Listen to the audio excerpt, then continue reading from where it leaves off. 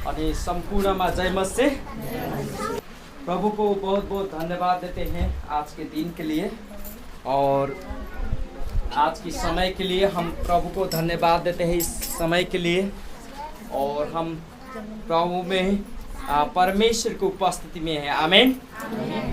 हमको कभी भी महसूस नहीं करना चाहिए कि हम तो एक भीड़ में जा रहे हैं, एक शनिचर आ गया और वहाँ पे जाएंगे और आ जाएंगे, इस तरह से नहीं। मगर ये हमको बुझ कर आना चाहिए, हम जीवित परमेश्वर के उपस्थिति में जाने का है। वहाँ पास्टर को देख कर नहीं, वहाँ के विश्वासियों के कलसियों के आदमियों को देख कर नहीं, मगर मुझको कहाँ पे जाना है, वहाँ पे जाएंगे और किसको देखेंगे? परमेश्वर को। आमीन। तो वो देखकर हमको कहाँ पे जाने का है? परमेश्वर के उपस्थिति में। आमीन। और आज हम देखने जा रहे हैं कि विश्वास के बारे में एक उदाहरण से हम कहते हैं बताना चाहता हूँ। आप लोग को हिंदी उतना अच्छा तरीका से नहीं आता है, तो भी हम आपको बीच में हम हिंदी से वचन सुनाएंगे आपको, और नेपाली भी, भोजपुरी भी, थारू भी, सब चलेगा। आमीन। एक राया के दाना, राया का दाना कहने का मतलब एक लाही का दाना है ना, उस दाने के जैसा हमारा विश्वास होना चाहिए। वो जैसा गोल होता है ना, उसी तरह से गोल हमारा विश्वास होना चाहिए, अर्थात परफेक्ट होना चाहिए, सिद्ध होना चाहिए हमारा विश्वास। हमारा विश्वास हमको इस तरह से बनाने का है कि वो पहाड़ को आप बोले तो वो हट कर चले जाए। आमीन। तपाईको विश्वास यस्तो हुनु पर्यो, तो पहाडलाई तपाईले जब भन्नुहुन्छ यहाँबाट हट भन्दाखेरि तो हटेर जाओस्। आमीन। तो विश्वास तपाईमा हुनु पर्यो। तपाईले शैतानलाई भन्नुहुन्छ येशूको नाममा दूर होइजा भन्दाखेरि तो के हुनु पर्छ?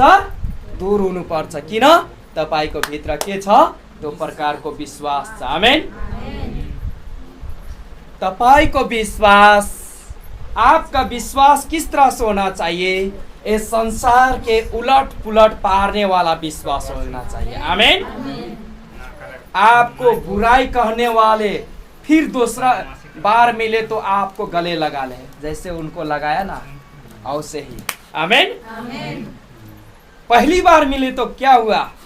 ऐसे पकड़ के, मगर दूसरा बार जब मिला तो क्या हुआ?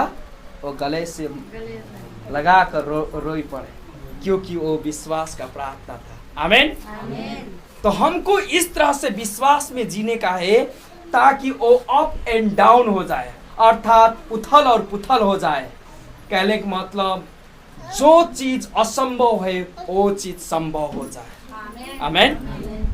आपका विश्वास इस तरह से होना चाहिए, मृत्यु के सैया में बेड में लेटा हुआ आदमी के लिए जब प्रार्थना करते हैं तो वो जी जाए और आप में गवाही बांटे। आमीन। आपका विश्वास इस तरह से होना चाहिए, आप नरक से बच जाए, आप उस आग से बच जाए जो आपका ये शरीर नाश हो जाए। जब आपके बुढ़ापा आए, आपके ये शरीर गल जाए, मगर आपके प्राण क्या न हो? ना मरे, न गले, न जले। उस तरह के विश्वास आप में होना चाहिए। तो आपकी जो भी होता है, चंगाई और छुटकारा और आशीष आपके घरों में, वो केवल कहाँ से शुरुआत होता है? एक विश्वास से। आज आपको हम बताने जा रहे हैं विश्वास के बारे में। विश्वास के बारे में। क्या के बारे में? विश्वास बहुत महत्वपूर्ण है, आपको इसको जानना चाहिए। आप इसको पकड़ के आज लेकर जाने का है। किसको? विश्वास को। आमीन। आज तपाईहरुले विश्वासलाई समातेर जानुभयो, पकड़ेर जानुभयो, यहाँ भरेर जानुभयो भने, अगर आप अंदर रख कर जाएंगे तो विश्वास बड़ा से फल निकालेगा और उसमें फल लगेगा। आमीन। आमीन। फल अगर आपके अंदर नहीं उभरा, और आज ये जो वचन बोल रहा हूं अगर आपके साथ नहीं गया तो बड़ा मिस कर देंगे आप लोग आशीष से।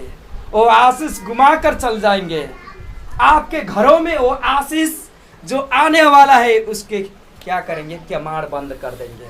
मगर आज अगर लेकर जाएंगे तो समझिए आप कितने वर्ष से वो मंदिरों में घटघटा के मांग रहे थे, वो नहीं मिला था, मगर आपको मिल जाएगा। आमीन। तो ये है एक विश्वास के शुरुआत, और एक विश्वास वो सीढ़ियों में जैसे चढ़ते हैं वो स्टेप है आपको। तो हम आपको बताते हैं, पहला नंबर विश्वास को बढ़ाने के लिए आपको क्या करना चाहिए, आराधना और प्रार्थना करने चाहिए। आमीन। आराधना और प्रार्थना आपको परमेश्वर से जोड़ेगा। किससे जोड़ेगा? किससे जोड़ेगा? परमेश्वर से। आराधना और प्रार्थना जब करते हैं आपकी संबंध परमेश्वर से बन जाएगा। एक परमेश्वर के ऐसा स्वर्गदूत था जिसके 4 पंखे थे, एक नीचे, एक उसमें बहुत बाजा और गाजा लगा था, उसमें बहुत शक्ति से भरा था, वो बहुत चमक से चमकता था, और ऐसे ही क्वार ग्रुप में वो लीड करता। सारे अगुआ को, सारे स्वर्गदूत के एक समान से लेकर चलता था। वो स्वर्गदूत जिसका नाम करूब है, उसका 4 मुहरा था और उसका देह प्रकट होता था सांप जैसा। तो वो पतन हो गया क्योंकि उसने वो समय वो आज्ञाकारिता नहीं दे पाया। मगर हम आपको बोलते हैं परमेश्वर से संबंध रखने के लिए आपको महत्वपूर्ण काम क्या करना चाहिए? क्या करना चाहिए?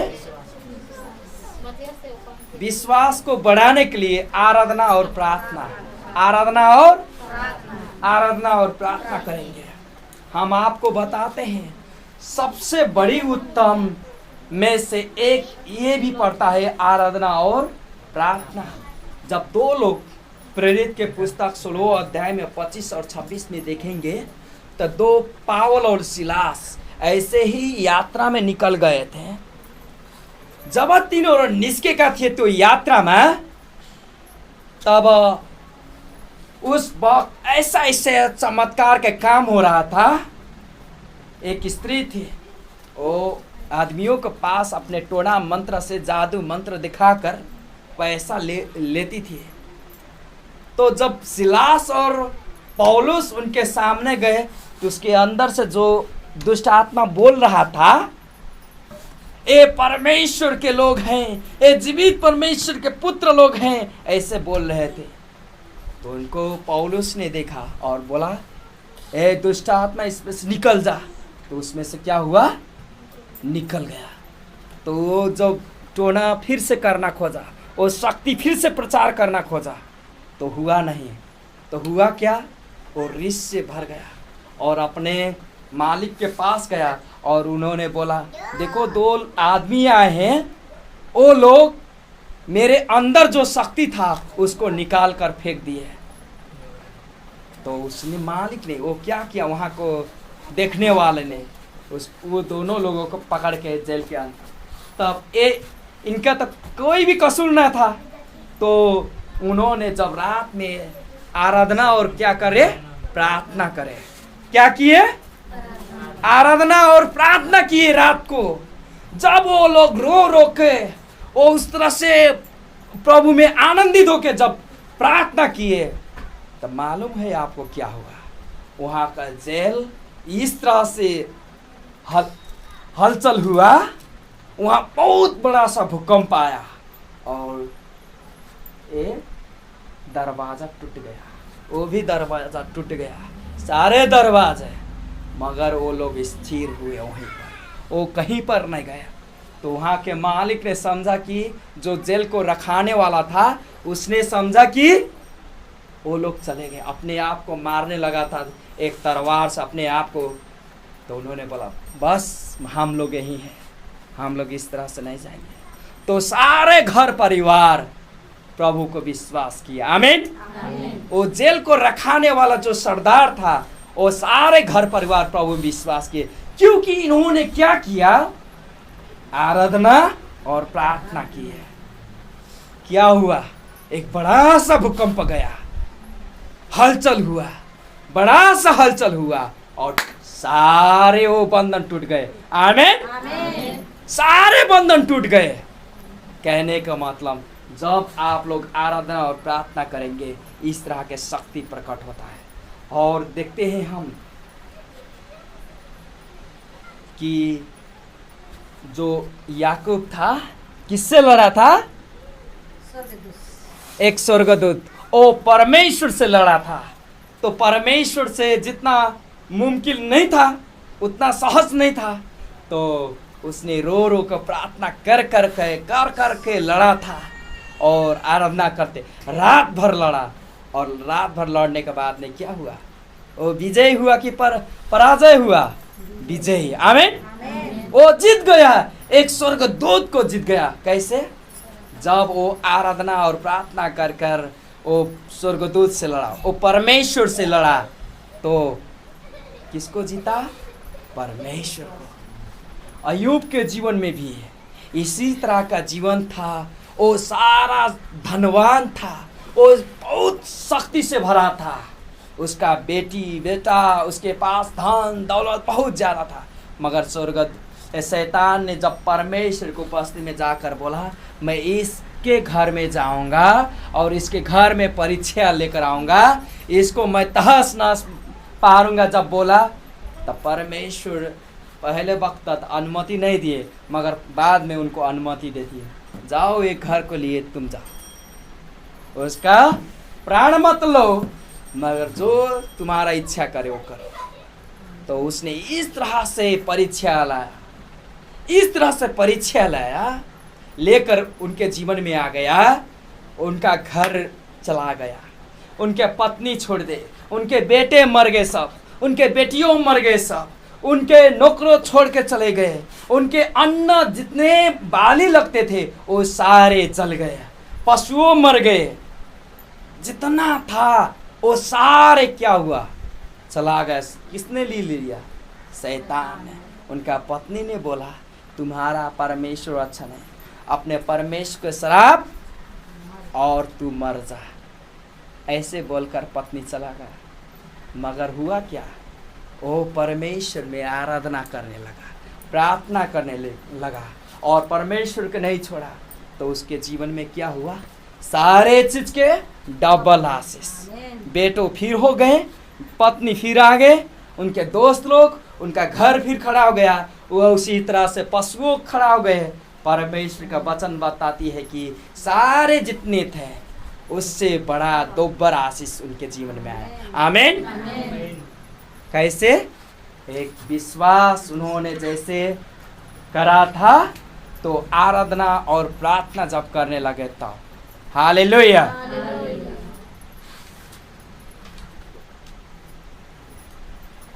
और दूसरा आता है बाइबल के पढ़ने से। क्या आता है? बाइबल पढ़ने से। आमीन। दूसरा बाइबल पढ़ने से। एक जना ने बोला था कि अगर बाइबल नहीं है तो खाना भी नहीं रखो, अगर बाइबल ना पढ़ो तो खाना भी नहीं खाओ। उन्होंने क्या बोला? बाइबल हो तो खाना रखो, बाइबल पढ़ते हो तो खाना खाओ, अगर बाइबल नहीं पढ़ते हो तो खाना मत खाओ, अगर बाइबल नहीं है तो खाना भी लेकर नहीं आओ। जैसे शरीर के लिए खाना जितना जरूरी है, उसी तरह से अंदर का जो प्राण है ना, आपके जैसे एक और अंदर है, उसके लिए क्या चाहिए? बाइबल के वचन चाहिए। आमीन। तो तभी तो यीशु ने बोला, मनुष्य रोटी से नहीं जीता है, मगर क्या से जीता है? परमेश्वर के मुंह से निकला हुआ वचन से। आमीन। मानिस रोटीले मात्र बाँच्दैन, तर परमेश्वरको मुखबाट निस्केको हरेक वचनबाट। आमीन। अनि यो वचन चाहिँ केबाट? कसैले सिक्नलाई मात्र होइन तर के को लागि खानाको रूपमा स्वीकार गर्नको लागि। सीखने के लिए मत लीजिए बाइबल को, मगर खाना के लिए जैसे जैसे आप बढ़ेंगे उसी तरीका से आपको बाइबल को लेना पड़ेगा। आप जैसे जैसे बढ़ते हैं उससे उसी तरीका से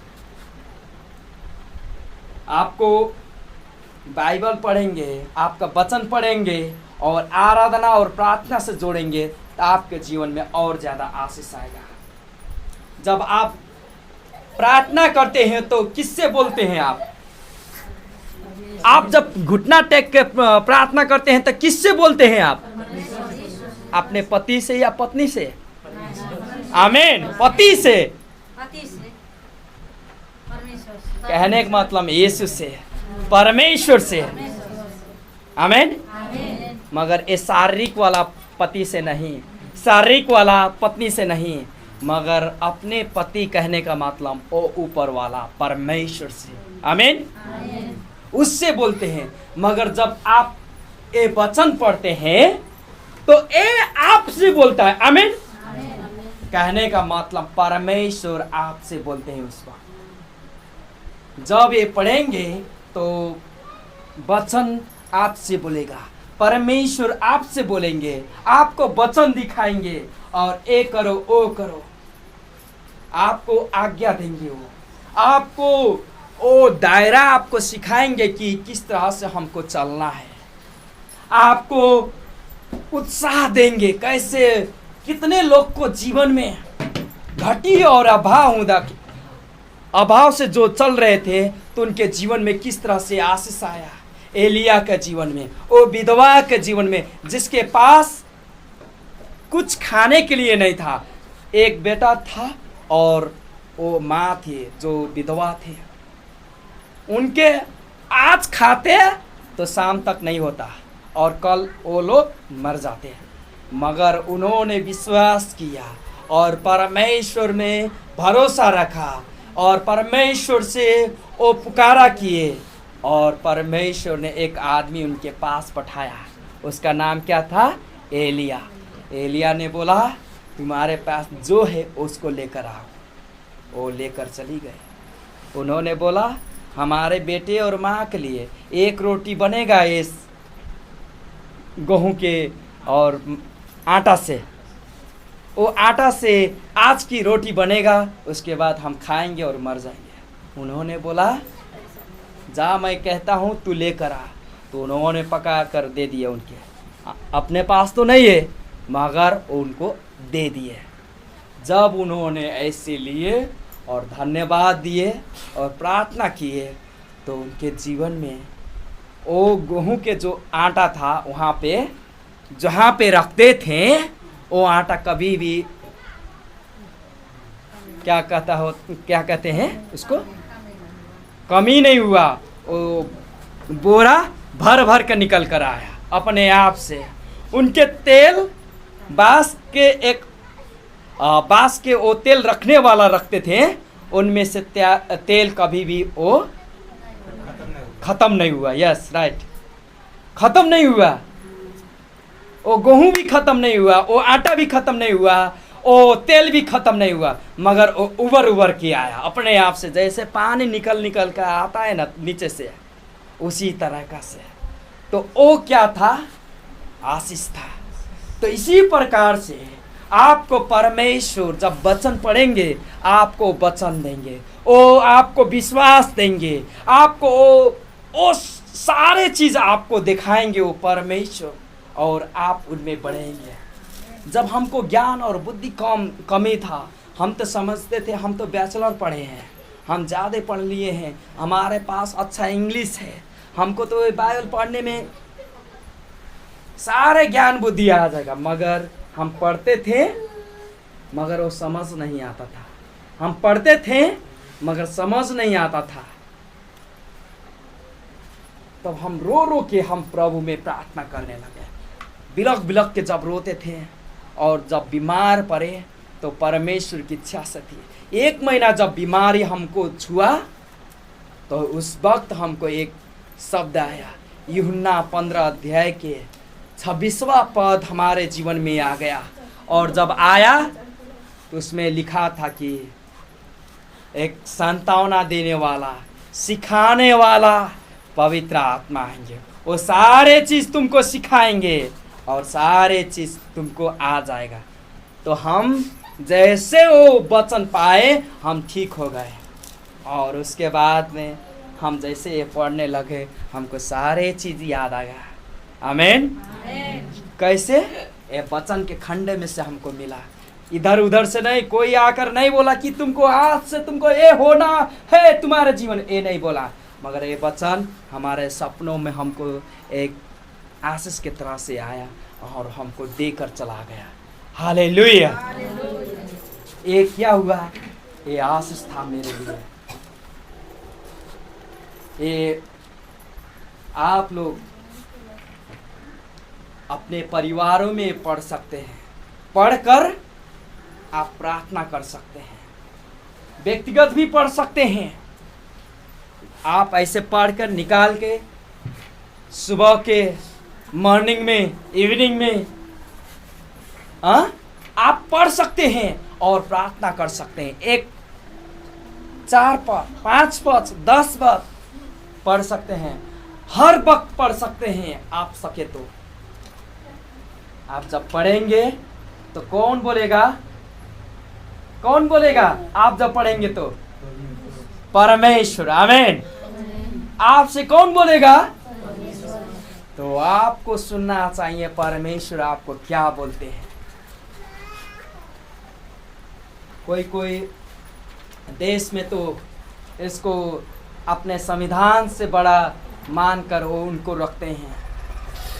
जितना संविधान बनाने का होता है वो बाइबल में से बनाते हैं। हमारे नेपाल और इंडिया में तो नहीं है, मगर अमेरिका में, स्विट्जरलैंड में, ऐसे ऐसे विकसित देश में क्या करते हैं ये लोग?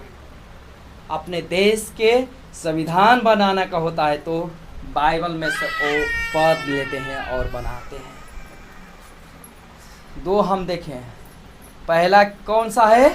आराधना और प्रार्थना करने का है। कौन सा है? और दूसरा बाइबल पढ़ने का है। क्या करने का है? तो आपको क्या करेगा? आपके विश्वास को क्या करेगा? बढ़ाएगा। आपको विश्वास राया के दाना जैसा होना चाहिए। आपका विश्वास पहाड़ हटने वाला, वो विश्वास खड़ा करने के लिए है।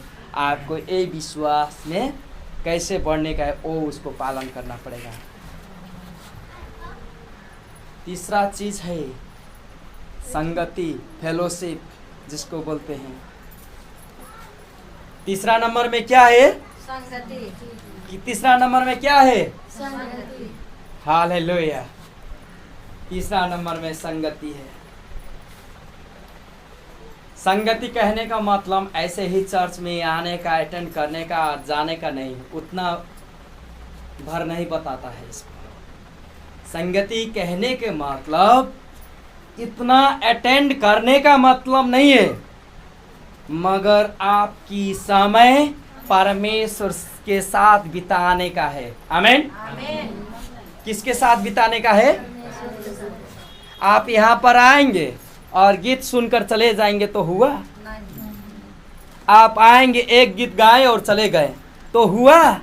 ये आपका जागीर थोड़ी ना है इसमें आए और लेख कर चले गए, हाँ हम आया था, हाजिर लगा कर चले गए, वो नहीं है। इसको बोलते हैं कि परमेश्वर के साथ में समय बिताने का, और परमेश्वर के साथ साथ में विश्वासियों के साथ में समय बिताने का है। और जब ये करेंगे तो आपकी अंदर बसी हुई आत्मा आपसे निकलेगा, आपकी परिवार आशीष में परिणत होंगे, आपकी टूटा हुआ हृदय, जो बोलते हैं ना टूटा हुआ हृदय, वो इनका सिस्टर जो रो के पड़ी और गले लगे, उनका हृदय टूट गया था, देखने वक्त वो फिर से आनंदित होकर जुट गया। इसी तरीका से मंडली में, परिवार में, घर में जो समस्या होता है तो वो लोग जब परिवार में, मंडली में, कलसिया में आते हैं तो उनका टूटा हुआ हृदय जुट जाता है। आमीन। नाते जोड़ने के लिए भी और आज्ञाकारी होने के लिए हमको संगति में रहना चाहिए। संगति क्या करता है? हमारा विश्वास को बढ़ाता है। प्रेरित 2 अध्याय में हम देखेंगे ऐसे ही यीशु के चेले लोग और स्त्री लोग वहाँ पे बैठकर और प्रभु के महिमा कर रहे थे, प्रभु के प्रार्थना जुटे थे और आराधना कर रहे थे। इस तरह से उसी वक्त स्वर्ग से पवित्र आत्मा आग की तरह से उनके जीवों में लपटा गया। वो लोग दूसरे के भाषा बोलने लगे, इस तरह से बोलने लगे कि वो परदेसी था तो परदेसी को मालूम हो जाता कि ये इज़राइल की भाषा बोल रहा है। इस तरह से पवित्र आत्मा आए। और एक जगह तो देखेंगे